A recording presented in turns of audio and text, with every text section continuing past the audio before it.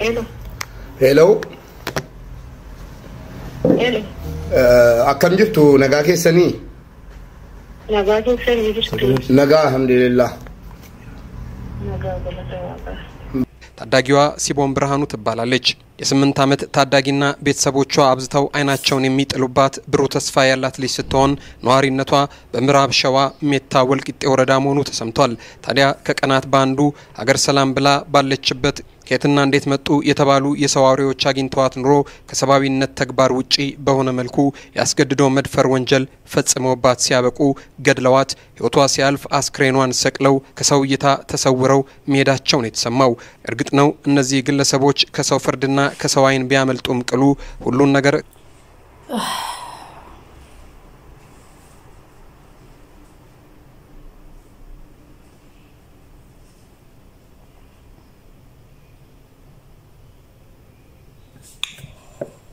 Ashama arkafuni hordoftoota kabajamtoota channel YouTube askalach jalatti argamtan jirra jirtu anjira nagaa kiyya galata waaqayyo ingidii akkuma dhageessanii akkuma sagalee haadha simbootirraa dhageessan kana ingidii waan baay'ee nama gaddisiisudha daqiiqa takka keessatti dhabee gaafa jettu ammammi iski suuquma ergadhee suuqidhaa ol deebite osuma biratti deddeebi'aa jirtu daqiiqa takka keessatti dhabde.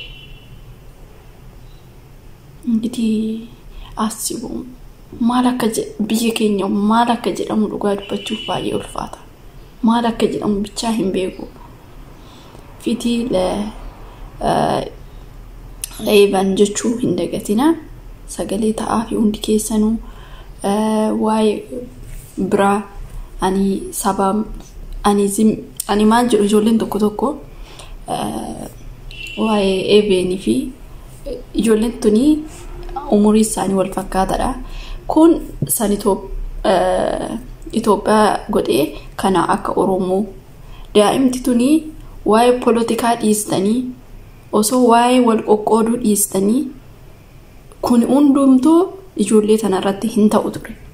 Gin poolitikaa asiifachooftanii Oromoo Amaaraa maali ministiyyoo osoo jettanu kan daa'ima fichisiisaa jiru kan waan kanarraan gaa jiru namootuma keenya jechuudha.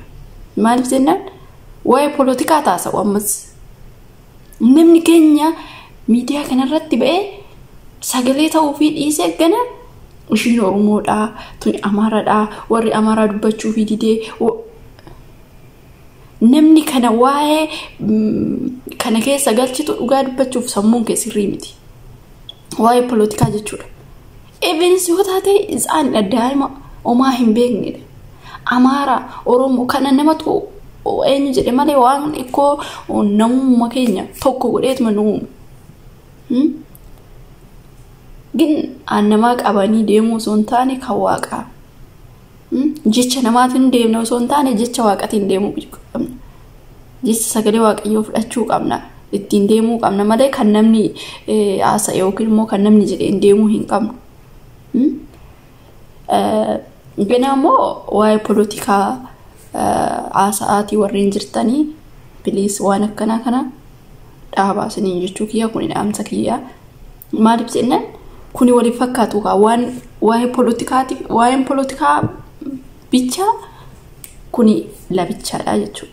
Kanaafuyyuu amma ishiin Oromoodha ishiin Amaaraadha jechuu dhiistanii odoo mucayyoo tanaa fitii bichaa jettanii fi gaariidha. Isaanis zim jechaa hin jiran Oromoo Amaaraa jettanii wal qoqqoodan daa'ima isaanii tanaaf namni hin dhukkubsanne hin jiru.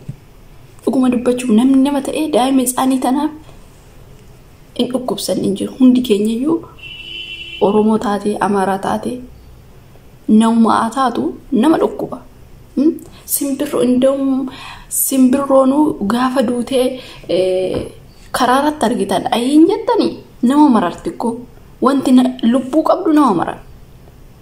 Kanaafuyyuu keenya namoonni tokko dhugaa dubbachuuf kana keessaa simbiloo bakka akkanumatti deema malee sammuu keessaa homaa hin qabu jechuudha. Ganaa wal bira fidanii fooloo argachuudhaaf yookiin immoo waa argachuudhaaf ta'een beeku eebanii dubbatanii amaaranii kanaan dubbatanii amanitti siyoodha warreen jedhan dhugaa dubbachuuf isaan nda'um waan repost irratti gochuun barbaachisaa namoota akkasii jechuudha namoota politikaa bicha haasa'u kan faayidaa hin qabne kanaaf fitii argachuu qabdii mucattiin tuni dhiiga ishii rabbiin yaa barbaadu waaqayyoon haadha fi abbaadhaaf jajjabinaa kennu dhugaa dubbachuuf baay'ee tokko ani ergan kana dhaga'ee keessi fayyaan hin jiru dhugaa dubbachuuf hin beeku gin bakka daa'ima isaanidha ganaa ol guddattuu kichuu tana baay'ee nama dhukkubsa namni akkamitti sammuun dhugaa dubbachuuf namni nama ta'e ani gin dhugaa dubbachuuf namni akkana godhisuun namummaan isaatu iyyuu mamaadha nama ta'uu isaatu iyyuu mamaadha namni sammuu qabu kan yaaduu danda'u xilaatuma isaatu osoo ta'e akkana gochuun daa'ima isaanii tanarratti waan akkana raawwachuun baay'ee ulfaata dhugaa dubbachuuf. Kanaafiyyuu maal jechuu barbaadetanii warreen waa'ee politikaa waa'ee zareenyatii keessa galchitanii daa'ima tana sagalee hin taane of eeggannoo godha dhaabaa waan akkasii waa'ee politikaa waa'ee zareenyatii dhiisaa. Ayooni masarratti waa'ee zareenyatii dhaabdanii osoo daa'ima saniif amman sagalee taatanii faayidaa guddaa qaba jechuudha. Namoonni politikaa baran namoonni waa'ee zareenyatii baran waan akkasiin dhaggeeffatanii dhugaa dubbachuuf Oromoo Amaaraa hin beektu daa'imti isaaniin waa'ee politikaa warreen politikaa isaan politikaa isaanii egin zareenyatii kana osoo dhiistanii Amaara Oromoo jechuu baattanii tokko ta'anii jaalalli jiraatee daa'ima tanarraayyuu kun hin ga'u namootuma keenya kan ijoollee tana fichisiisaa jiru Oromoodha jedhu maalidha jedhu qabaaxirri isaanii hin beekamu soo kanaaf osoo waan akkanaa dhiisanii tokko ta'anii jaalalli ni jira dhugaa dubbachuuf waaqayyo cubbuu keenya kana odoo akka nuyi gidiraa keenya kana osoo nutti lakkaa'ee waaqayyo garuu cubbuu namaaf namatti hin lakkaa'u malee osoo akka nuyi yaannuti osoo akka nuyi goonuti addunyaa tanarraa hin jiraan garuu waaqayyo an akkasiitii miti waa hunduma nu dhiisee nu jiraachisaa jira namni keenya immoo isaayyuu dadhabee isaayyuu immoo wal dadhabee akkanatti waan akkana warratti raawwataa zareenyatii kana osoo kun yaafee tokko ta'ee namtitti tanaayyuu nda'uun balleessuun hin danda'ama dhugaa dubbachuuf.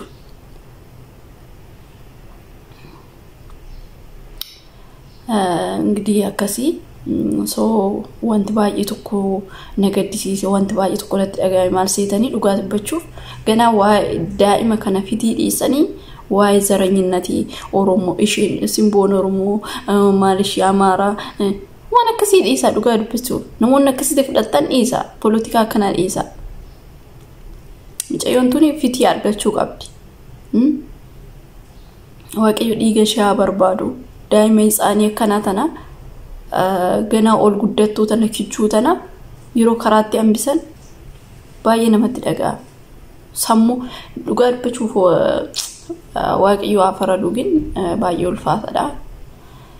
Osoo sangubannu osoo kan even gubataa jirru dhugaa dubbachuuf odoo kan ishiituyyuu hin raaffatin lammatammoo kanumti isa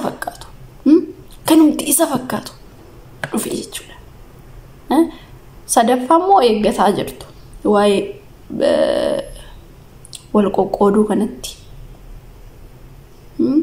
Kanaafuu dhugaa dubbachuuf waan akkanaa zareenyatii kana dhiisaa kuni dhaamsa kiyyaa ingidihi waaqayyoon beekadha waanuma hundaafuyyuu warreen waa'ee zareenyatii haasoftanii akkasumas politikaa kana dhaabaa dhugaa dubbachuuf waan natti hin tolle waanuma akkanaati jechuudha waa'ee politikaa zareenyatii kana bixaam biqannaas xallaa dhugaa dubbachuuf baay'ee tokko hin jaalladhu namni illee yeroo haasa'u na jibbisiisa kana beektanii yeroo tokko ijoolleen iyyuu asirratti waan ta'e amma gaafa garee irratti politikaa kana haasa'anii yookiin immoo fidanii haasa'an baay'ee tokko dhugaa dubbachuuf dhaggeeffachuun guruma kiyyattuu hin tolu.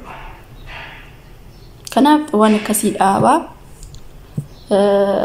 waan kan waan nama baasu waan ittiin daa'imti waan fiti kan jedhu qofa yoo sagalee taatan gaadha. Waa'ee politikaa haasa'uu baattanii waa'ee waan hin taane haasa'uu baattanii gaarii natti fakkaata. Galatoomaa na waan akkanaati. Ani waan na aarse waan na jibbisiise keessa waa'ee zaranyinatiiti jechuudha. Kanaaf ani waan akkanaa hin jaaladhu. Ingidihi haasa'eet illee hin beeku. Ani Oromoodha, ani Amaaradha illee jedhee hin beeku. Galata Waaqayyoo. Kanaafiyyuu Ortodoksii ta'uu kootiif bichaan gammada malee waa'ee zaranyinatii keessa hin jiru. Khalaas. Kanaaf warreen waa'ee politikaa waa'ee zaranyinatii haasoftan achumatti Rabbi isiniif yaa dhiisu. Na waan akkasiitii galatooma.